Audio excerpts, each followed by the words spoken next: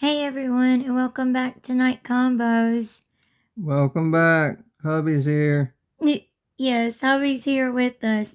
And y'all, we have gotten a little over 2,420 subscribers. Oh my God, y'all.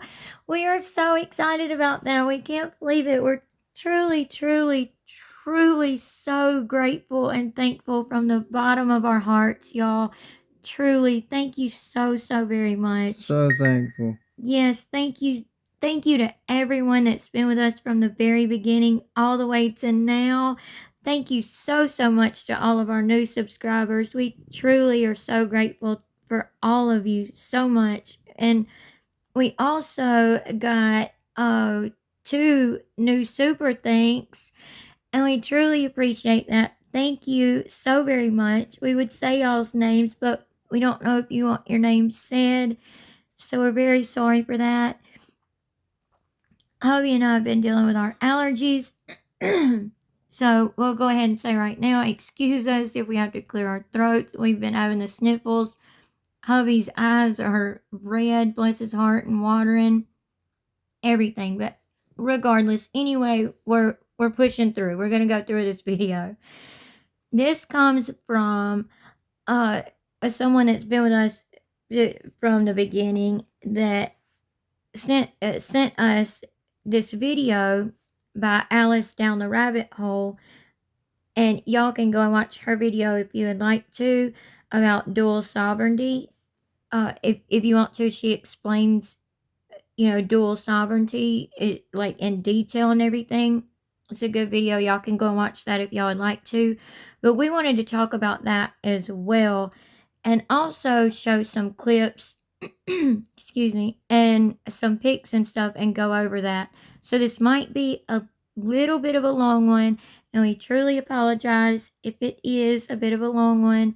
We don't mean to make it too long, but we just wanted to go ahead and let you know there's a lot of information we're going to go over, but try to explain it more where everyone can understand and kind of show examples and stuff. But if you're not already subscribed, please consider subscribing.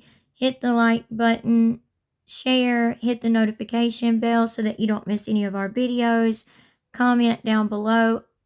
Absolutely, please let us know all of y'all's thoughts and comments and opinions about all of this down below and what y'all think.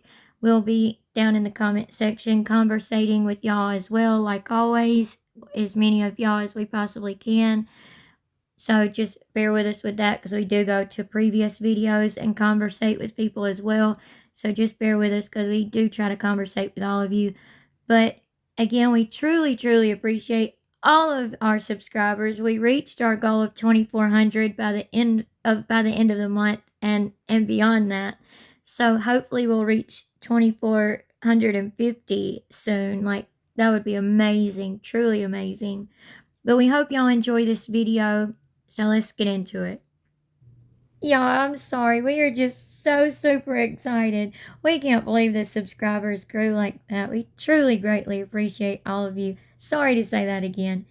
Anyway, getting into this video, I don't mean to sound excited, because what we're about to go over is very serious, but we are excited for all of you and so grateful for all of you. But for all of those people who still tend to think that Gyp should live her life the way she wants to and leave her alone, and poor pitiful thing, bless her heart, and all that BS mess, listen to this video and what we're about to say and explain to y'all and what we're about to show y'all and everything as well. Because it's not like that. She's never been like that. She's always been a pathological liar, a narcissist, all of that. She knows how to manipulate people, and she knows how to do it very well. Ryan has even said it many times, where she knows how to use that baby voice, that voice that he weirdly likes so much. He has said she knows how to use that baby voice to get what she wants. That sounded funny. Wants. Anyway, y'all listen to this. So this quote, sweet little innocent person that wants to portray that narrative to everyone and announce her pregnancy and put her life all over national television or worldwide television, really, and all over social media, and then people want to defend her and all that. No, you put your life out there, okay, for everyone to see and have an opinion on. But let's watch this real quick. Hi, everybody. So I know the rumors have been flying around for quite some time now, and I'm happy to announce that I am 11 weeks pregnant. Ken and I are expecting our very first child. The test and it turned out positive, and so everything just made sense. But my pregnancy journey so far, so I have experienced crazy mood swings, like poor Ken, If he breathes wrong, I am just like, it's pregnancy. Hi, everybody. So I know the rumors have been flying. Sorry. Okay, so y'all see that, right? Oh, poor Gypsy. But then, again, jump scare, by the way.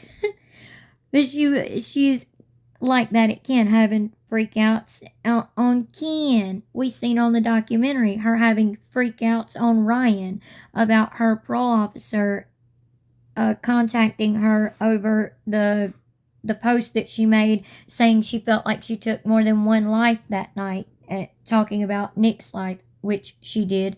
But we'll get into that as well in the video. But she wants to portray herself as innocent, right? Okay, so y'all just seen her explain how poor Ken, just poor Ken, if he breathes wrong, it's okay. So now look at these text messages, and there's lots and lots of text messages that we've gone through that shows her true self. So y'all should take a look at those for the ones who still think that she should be left alone and oh, poor pitiful Gypsy. No, it's not that way. But look at these text messages. I hope they never change because you scare me at times, dear heart. I hope so, honey, because I put my mind, heart, and soul into being with you and making you happy, sweetie. Heart. Okay, so those are Nick's text messages. Now look at Gypsy's reply to that. So she says, my feelings won't change, and though I have freakouts, I always come back to you, my love. I'm so sorry I scared you, ... And then says, I'll give you lots of love in the hotel, baby. And she's talking about after the act is done, she'll give him lots of love in the hotel. Y'all get it. So y'all see how she has freakouts on Ken, Ryan, and even before her mom was unalived, she was having freakouts on Nick. Bless his heart, for real. And we don't mean that in the southern way, the smart aleck southern way. We mean that truly, like, bless his heart, bless Nick's heart, truly. So before we show you the next clip, we want to show you this. What is dual sovereignty? Dual sovereignty, also known as the separate sovereigns doctrine, is a legal rule that allows multiple sovereign governments to prosecute someone for the same crime without violating the Fifth Amendment's double jeopardy protection. The dual sovereignty doctrine allows separate governments to prosecute someone for the same crime because each government has its own laws and offenses. For example, a defendant can be prosecuted by both the federal government and a state government for the same crime, or even by two separate state courts. The Supreme Court has upheld the dual sovereignty doctrine for over 150 years. The court has explained that, quote, where there are two sovereigns, there are two laws and two offenses, end quote. So even though Gypsy has been prosecuted for her crime in Missouri, like she likes to say, you know, well, I served my time, and like other people like to say, she served her time, leave her alone, you know.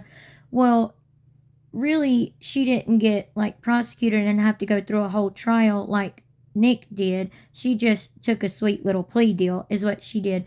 But what this is saying is you can be prosecuted for the same crime in 2 different states, and you can also be prosecuted for the same crime by the state, like she was by the state of Missouri, and she can be prosecuted federally, which she has not been prosecuted by the feds yet, or if they're going to, hopefully so, with all the things we're about to show you.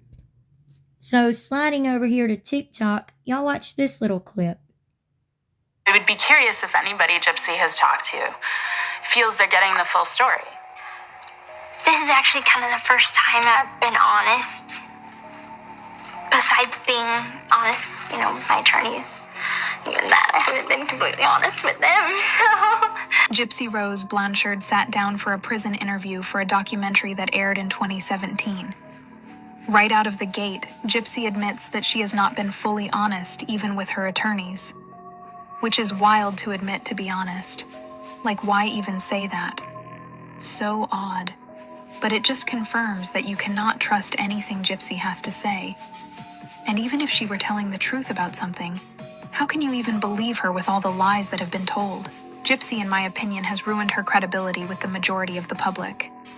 Many people are changing their opinion on Gypsy because of her alarming behavior after her release from prison that gave off major red flags, which then causes people to look into her case deeper. And what's below the surface of her case is incredibly disturbing. I would be curious if... Did y'all hear that evil laugh? To me, it was evil anyway. Creepy. Yeah, creepy. Yeah, it was very creepy. Yeah, it was creepy. Listen to that little part one more time. Anybody Gypsy has talked to feels they're getting the full story. This is actually kind of the first time I've been honest. Besides being honest, you know, with my attorneys. Even that, I haven't been completely honest with them, so. Gypsy. Is that not creepy as heck?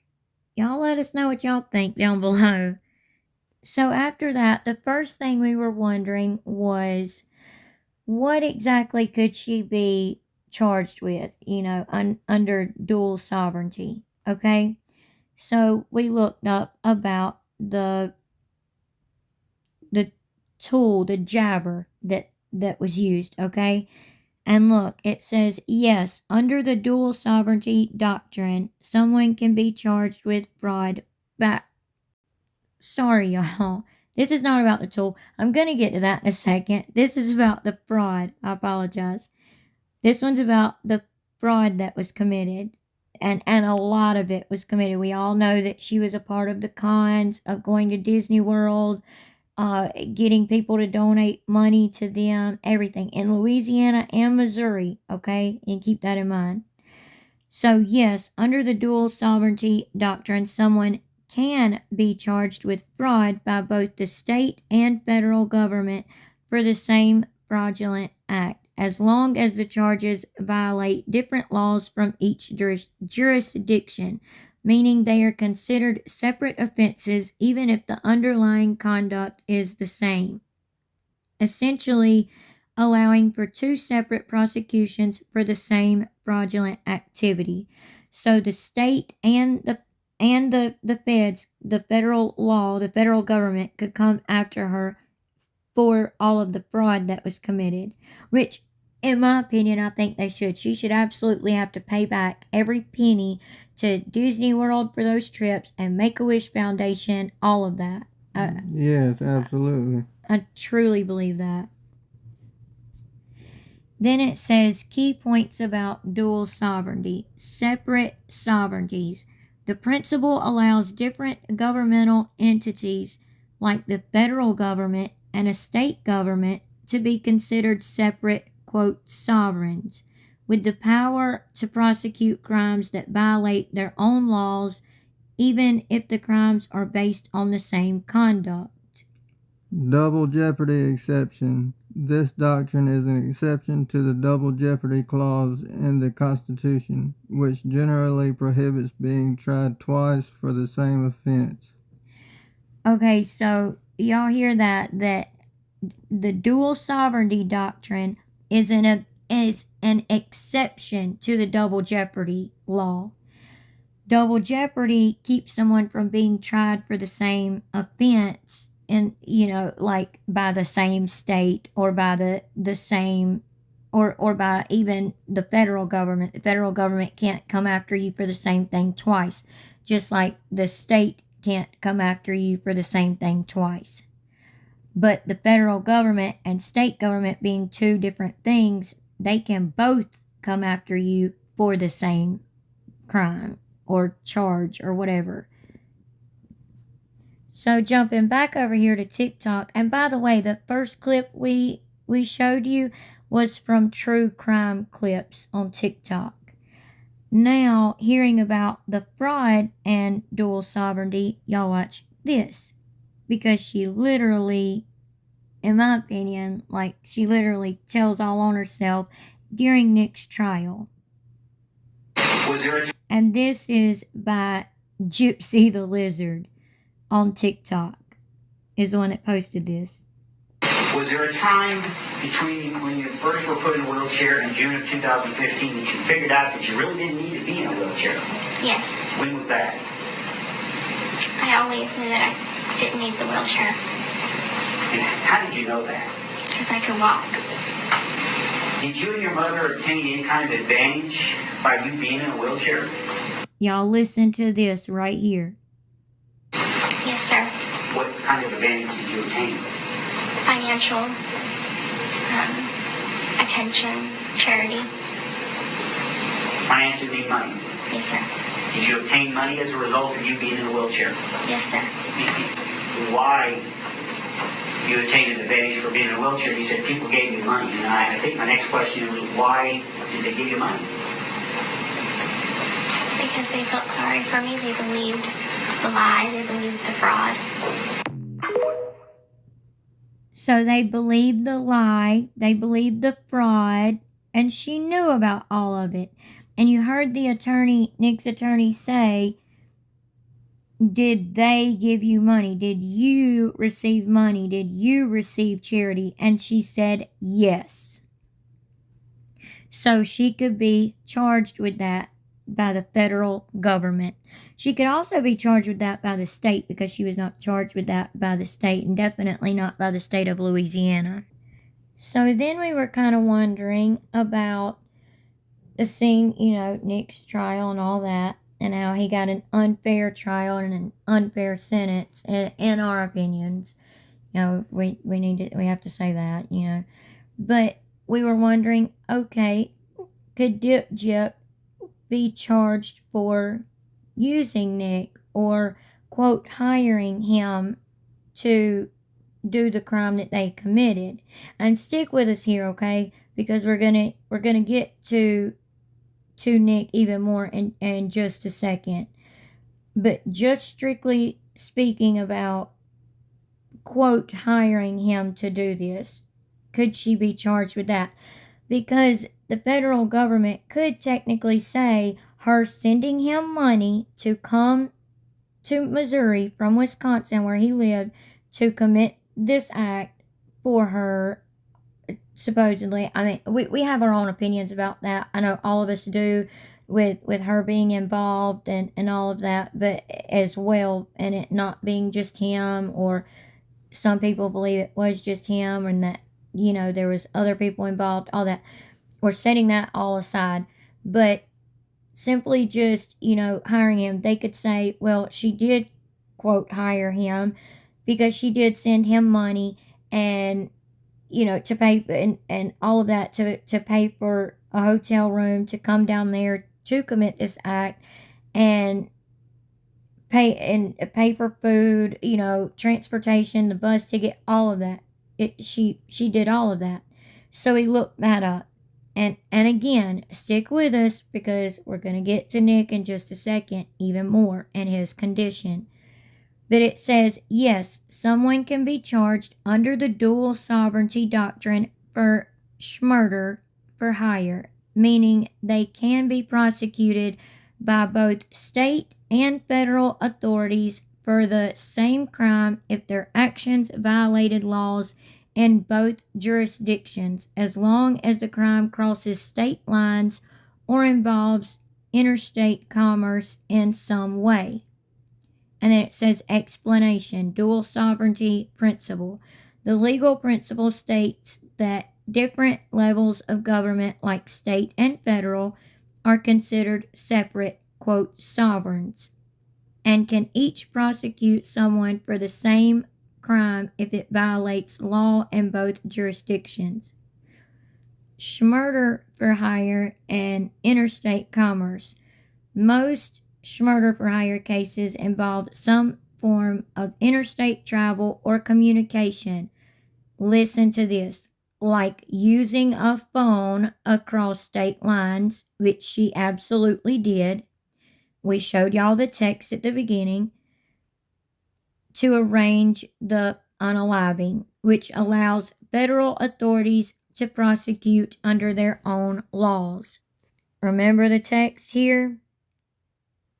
Okay, and there's more text that show where Gyp is using her manipulation to get Nick without saying the actual thing.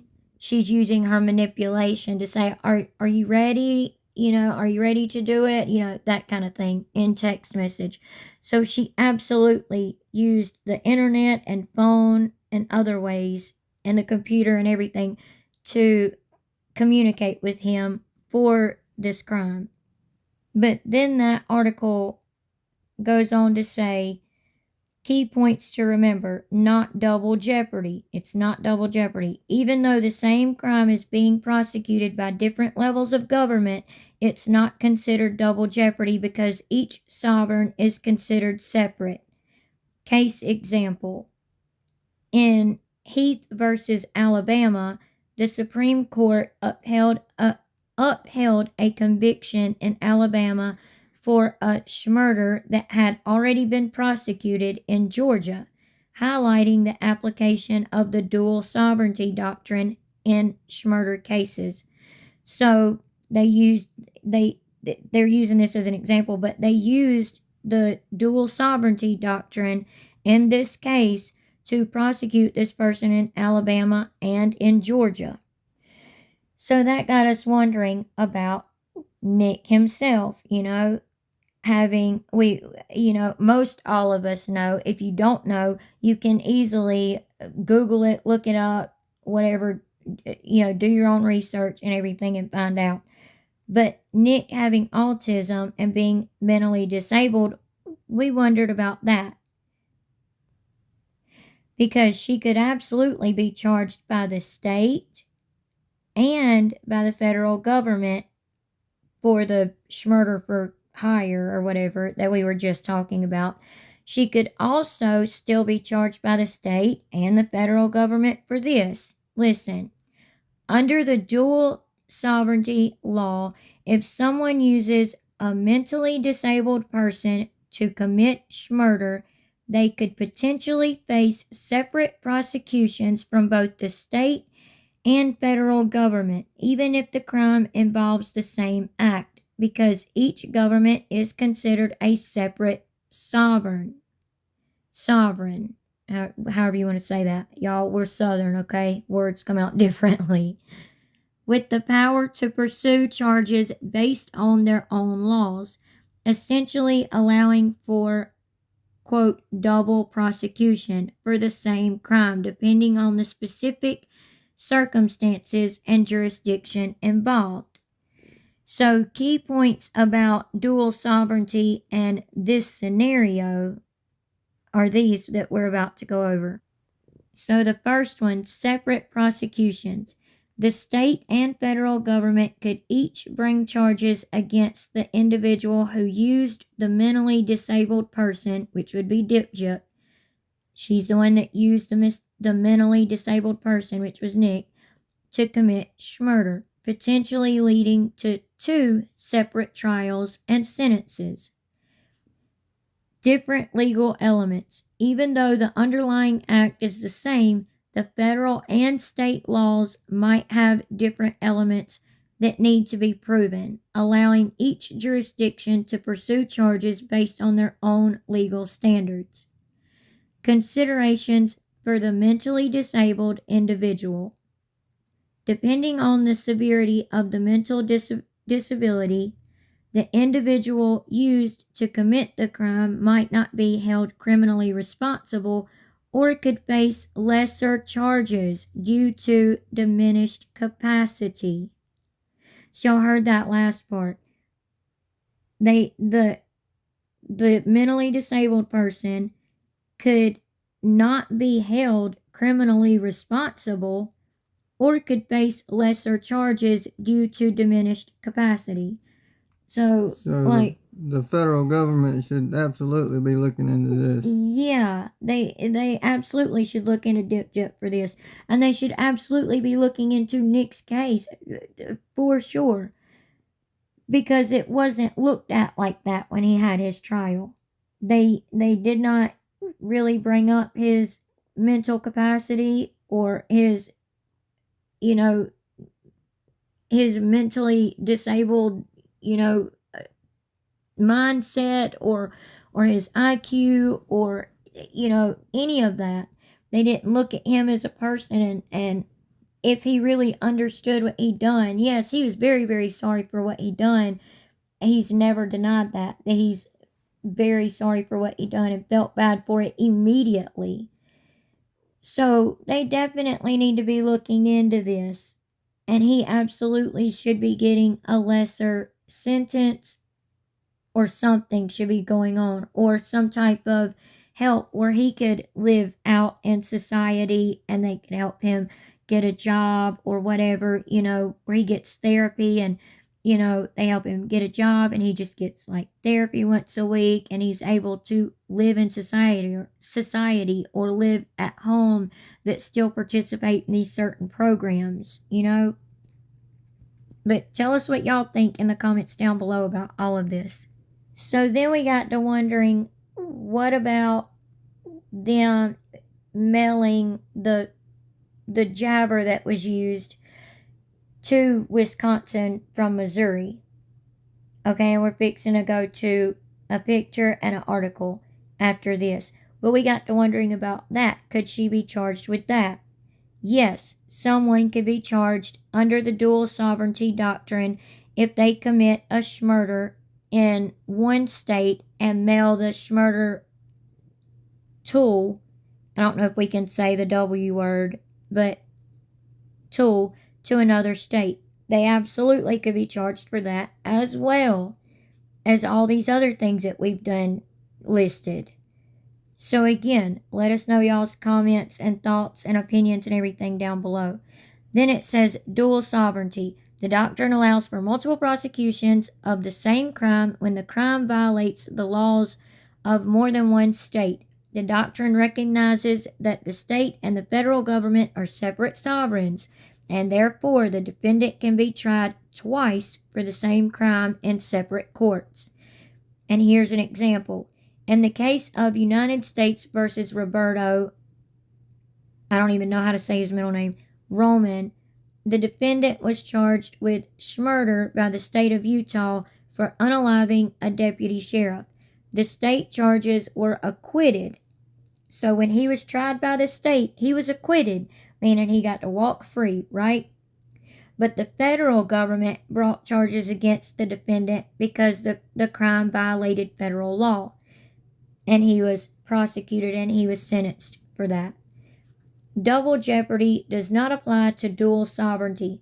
Double jeopardy protects criminal defendants from multiple prosecutions and punishments, but it does not prevent state and federal courts from charging someone separately for the same event. So, just like Dip Jip, this guy probably thought, oh, I'm good, we're good, I got away with it, you know, I'm good. Boom, then the federal government came on him, which is exactly what needs to happen with Dip Jip. it needs to at least be investigated and looked into by the federal government, in our opinions. Okay, so we're going to pause just for a quick second because Avi and I, had to pause for a second anyway, and he was calling me out. Y'all know he calls me out. But he was calling me out on saying Utah. The state of Utah. It's not Utah. It's Utah.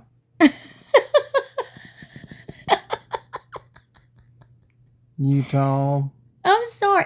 Listen, you are from the South too, and you cannot be calling me out. It's Utah. The state of Utah. How do y'all say? Anyway, y'all let us know who's right. Is Hubby right or am I right? I say Utah. Hubby over here is trying to say Utah. It's Utah. I'm saying Utah. I've always said Utah. The state of Utah. And he's saying the state of Utah. You're wrong. Utah. It don't end with a A. A Utah. It don't end with a W either. Anyway, y'all let us know who's right. Back to this because this is a little more important. Here's a little insert from an article of what happened to Dee Dee. So I'm going to start up here. They took over $4,400 in cash that Dee Dee had been keeping in the house, mostly from Daddy Rod's child support checks. They fled to a motel outside Springfield, which is in Missouri, where they stayed a few days while planning their next move. During that time, they were seen on security cameras at several stores. So with what we just went over, that guy thinking with the state, acquitting him and all of that, that apparently that's what Dip thought that, well, she didn't think she was acquitted, but, she thought that she was good after what happened. Look at this highlighted part. It says, Gypsy said, at that point, she believed the two had gotten away with their crime. They mailed the Schmurder weapon back to Godejohn's home in Wisconsin to avoid being caught with it, then took a bus there. Now, we just went over what could happen if you mail the Schmurder weapon, and she could absolutely be charged with that. So the people that want to think, oh, this poor pitiful little girl, look at her, she's so pitiful. And then this, oh, this poor little sweet girl, let her live her life. She's done her time.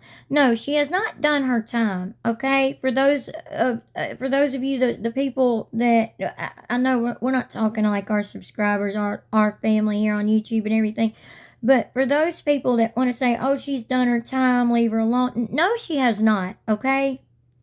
She was sentenced to a certain amount of time. She got out early. She is on parole for a reason, because she is still serving that time. She's just simply serving it out here in the free world where she shouldn't be, in my opinion. But out here in the free world, that's why she is on parole and has a parole officer who should be doing his job better than what he is. But again, we're talking to state level people. We'll be having that video coming out soon as they're back in the office next week and all of that. But we felt this was important to go over. Everybody wants to think this poor, sweet little girl was so abused and all of that by her mother. When she was in on all of this, y'all, she was at Disney World eating royal mashed potatoes. They are so good. And dancing in the street and all that because she had ate so much chocolate and all. And bragging to the officer in her interrogation room, bragging to the officer that was outside of the room, right outside the door with her, bragging to him about all of this and about dancing in the street and dancing with Prince Charming and all of that. She was 23 years old at that time. She was also already planning the demise of Dee Dee at that time. This is what that sweet little poor pitiful innocent little Gypsy, who's not really innocent, did. And we chose this picture because, y'all, the photos from the scene are absolutely just heinous. They truly are. Y'all can go and look them up if you want to. I just don't know if YouTube would let us show the pictures that we really wanted to show y'all, but y'all can go and look at those. This was after they had done removed Dee Dee's body from the bed, but you can see everything here, you know, like that and all of that and all of that. You know, you can see all of that. But also look at this. Remember in Nick's interrogation, he asked, was anything above Dee Dee's head, was a doll or anything like that? You know, they were referencing to the Barney doll, and they kept trying to ask him, was a purple doll above her head, anything above her head? Nick kept saying, no, no, no. Gyp tried to claim she didn't go back in the room after her mom had passed away, after she was unalived.